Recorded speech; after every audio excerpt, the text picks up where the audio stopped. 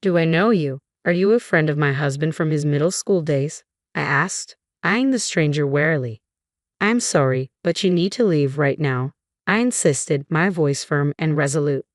I'm Jackson, the man introduced himself, seemingly unaffected by my demand. I'm 33 and currently single. Today marked the wedding day of my colleague Lucas, who also happened to be a close friend.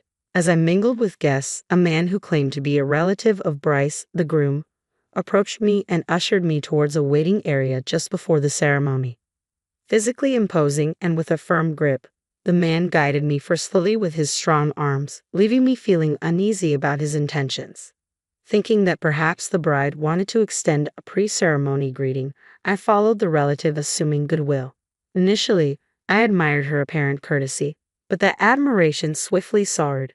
It became evident that my presence was not welcomed for congenial purposes, but rather as a means of coercion. The bride, waiting in the anteroom, wore a malevolent expression that sent a shiver down my spine. Momentarily taken aback, I managed to compose myself and offered my congratulations. Congratulations on your wedding, I said, trying to maintain a semblance of normalcy. Her response was abrupt and commanding. You need to leave immediately, she ordered, leaving no room for argument. What? I blurted out in disbelief, unable to contain my reaction to the bride's statement. Her response to my question was exasperatingly patronizing. This is precisely why dealing with uneducated individuals is such a hassle, she muttered under her breath, the disdain evident in her tone. It was clear that the bride harbored disdain for my educational background, or rather, the lack thereof. She didn't mince her words as she elaborated.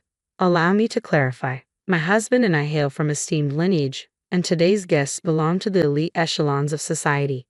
Your presence as a mere high school graduate is jarring and distasteful to me. The implications were not lost on me. My educational background had become a source of embarrassment in their esteemed circles. Naturally, I was aware of Lucas' prestigious background and the disdain some harbor towards those without extensive academic credentials. It wasn't a new experience for me. I'd encountered similar attitudes before. Despite this, my bond with Lucas transcended such superficial judgments, prompting me to attend his wedding. My sole intention was to partake in the joyous occasion and celebrate my friend's union. However, the bride's blatant disdain towards me, a guest she deemed unworthy, cast a shadow over the festivities. Feeling increasingly uncomfortable, I inquired if I could offer Lucas a few words of congratulation before taking my leave. The reaction from the bride and her relatives was immediate and explosive. Feeling overwhelmed by the tension and animosity, I couldn't help but mutter, "This is all a bit too much for me." Confused by their laughter in what seemed like a serious moment, I dared to inquire about the reason behind their amusement. The bride's response stunned me beyond belief. "My husband didn't invite you here out of friendship, but rather out of pity," she declared matter-of-factly. As she continued, the pieces of an unexpected puzzle started to fall into place. Despite my bewilderment, she proceeded, delving into the depths of my troubled past, one marked by parental abandonment and a childhood spent in the confines of an orphanage. She went on to explain how my struggles with malnutrition had left a lasting impact, evident in my tall yet slender frame even into adulthood. The revelation left me speechless, realizing that Lucas's invitation to his wedding was not an act of camaraderie, but rather an expression of empathy towards a former classmate enduring ongoing hardship. The bride jumped to a startling conclusion, assuming Lucas's invitation was an attempt to provide me with a meal at the wedding. I tried to reason with her, explaining the impossibility of such a scenario, but my protests fell on deaf ears. In a tone laced with disdain, she proceeded to belittle my worth, emphasizing the stark disparity between Lucas's accomplishments and mine. According to her, Lucas's compassion could potentially elevate his status, but she couldn't fathom allowing someone with only a middle school education to attend her wedding.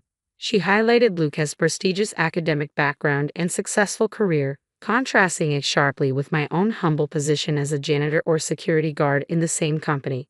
The bride's words stung with contempt as she dismissed any notion of Lucas feeling sorry for me simply because we were former classmates. To her, the idea was preposterous, bordering on outrageous. We're both employed by the same company, one that's recently entered the public domain and shows considerable promise. It's a sought-after workplace, topping the charts for job seekers. Our company policy prioritizes talent acquisition, meaning individuals deemed valuable can join regardless of academic background. Despite the company's prestige, I acknowledge the disparity between a junior high school graduate like myself and a college-educated colleague. Yet, regardless of the motives behind Lucas's invitation, I simply wish to extend my congratulations. I harbored no expectations in return. However, earnestly articulate my sentiments and plead my case, the bride remains resolutely unyielding. Her gaze is consistently cold, as though regarding something unsavory. It's as if she's reluctant to even share the same airspace with me. She dismisses my heartfelt expressions of friendship with disdainful indifference.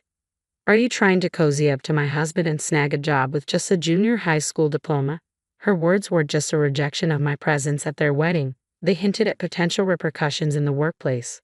Caught off guard, I struggled to find a response. Despite the company's acceptance of individuals with minimal education, I couldn't bring myself to accept such condescension, especially from the spouse of my colleague. Suddenly, a male relative's actions escalated the tension further. Ignoring my protests, he forcibly grabbed at me, his actions invasive and aggressive. Attempting to fend him off, I reached for his arm, but he forcefully pushed me against the wall. A sharp pain shot through my back and chest, eliciting a low, guttural growl of pain. Enough, just leave, the relative barked before completing its sentence, abruptly opening the door to the waiting room. I was unceremoniously ejected, landing on the floor with a resounding thud. Despite the rough treatment, I resolved to carry on without offering my congratulations to Lucas. Preferring not to risk being barred from the wedding altogether, I sought refuge in a nearby cafe, biding my time before rejoining the festivities with the other guests. As the wedding reception commenced, I settled into my seat, hoping to blend in unnoticed. However, the bride's penetrating gaze soon found me. Without uttering a word, her lips moved silently, forming a single question directed at me. What are you doing here? The bride's expression shifted as the relative man spotted me. With determination, he lunged towards me, seizing my arm in an attempt to forcibly remove me. However, this time, I wasn't going to be ejected so easily. Nearby attendees sprang to action, rallying around me, shielding me from the relative's grasp. Panic flashed across the relative's face as he struggled to comprehend the situation. Sensing the urgency, the bride seemed equally flustered. Seizing the moment, I grabbed hold of a nearby microphone and addressed the bride, who remained bewildered by the unfolding events. Bride, I owe you an apology for my earlier words. My desire to witness Lucas's wedding led me here today, I declared loudly, ensuring my message reached her despite the chaos surrounding us. Lucas, seated at the head table, overheard our exchange and interjected with confusion and concern. What's happening here? What's all this about? He demanded. The bride, visibly shaken by Lucas's unexpected intrusion, responded in a tremulous voice, It's nothing, just go back to your seat, Lucas. With a hint of desperation, she added, I asked Jackson to leave because he only has a junior high school education. It wouldn't be a good match for us, Lucas. Feeling a sense of resignation, I addressed the bride, who appeared lost in her own distress. I apologize for any inconvenience I've caused. If it's what you desire, I'll sever all professional ties with Lucas. Please forgive me for any disruption I've caused. A hush descended over the entire hall as my declaration hung in the air. The bride was the first to break the silence. What? Fired? What's going on? Lucas's voice quivered with confusion. You! What did you just say? Recognition dawned on Jackson's face as he processed my words. That's correct. I am Jackson, the president of our company, I affirmed, my tone steady. I may have only graduated from junior high school, but I founded a delivery company at the age of 16. With nothing but a bicycle, I transformed it into a major corporation over the span of a decade. And in response to changing consumer habits, we swiftly transitioned into a publicly traded entity. Lucas wasn't just a friend to me, he was a lifeline, a source of unwavering support when I needed it most. He shared his meals with me, showing kindness and compassion during times when I struggled with malnutrition.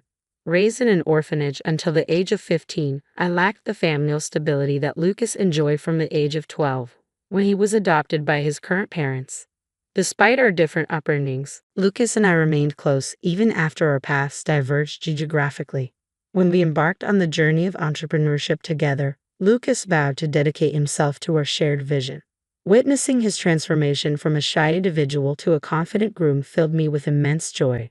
My determination to congratulate Lucas stemmed from a deep-rooted friendship and gratitude. I remained steadfast even in the face of the bride's objections. Unbeknownst to me, the bride's disdain stemmed from my educational background, yet I was unaware that being a junior high school graduate didn't preclude me from holding a significant position within our company. The authority to terminate employees rested with me, a fact that the bride herself had acknowledged when she requested I sever ties with Lucas. I gently assured her that I had complied with her wishes. In response, she uttered a cold remark, confirming Lucas's termination. The bride, previously frozen in shock, muttered disdainfully, "Fired? If you're such a failure, I have no use for you." Without hesitation, she renounced the marriage entirely, citing my lack of elite status and high income as deal breakers. It was a startling turn of events as she promptly called off the engagement with Lucas, who had just been dismissed from his job. The attendees erupted in uproar at her abrupt declaration. Amidst the chaos, any semblance of our previously amicable relationship vanished. Accusations flew as she labeled the situation a marriage scam, demanding compensation from Lucas for the broken engagement. Lucas's revulsion was palpable in the midst of the chaos. Quietly, I reached out and tapped the bride on the shoulder as she continued to raise her voice. Leaning in, I whispered, "You might want to start saving up for alimony payments." With that, I initiated a video playback on the projector, revealing footage captured by a phone I had strategically left recording in the bride's waiting room. The recording, inadvertently triggered when a male relative manhandled me, potentially held crucial evidence of my injury. As I was pushed against the wall, the phone fell, continuing to record. What it captured was damning. The bride's indiscretion with the same male relative in the waiting room. As the ceremony commenced, I retraced my steps to the waiting room in search of the phone I suspected I had dropped. To my relief, I discovered it nestled in a corner, untouched. However, the shock of what I witnessed upon playing back the recording left me reeling. Witnessing such deceitful behavior on what should have been a sacred occasion shook me to the core. It was difficult to comprehend how anyone could stoop to such lows. Driven by a sense of moral obligation, I immediately sought out Lucas to disclose the damning evidence. The revelation of the bride's true nature sparked a fiery reaction from Lucas's relatives, who unleashed their fury upon the bride's family. In response, the bride's relatives vehemently denied any association with the man implicated in the recording. They adamantly refused to acknowledge any connection to him. It later emerged that the man accompanying the bride was nothing more than an unfaithful partner. Despite his charming demeanor, he was essentially a freeloader, lacking any meaningful employment. The bride, yearning for a life of prestige and sophistication within an educated family, sought to elevate her status by securing a marriage with Lucas, a gentle and unassuming man.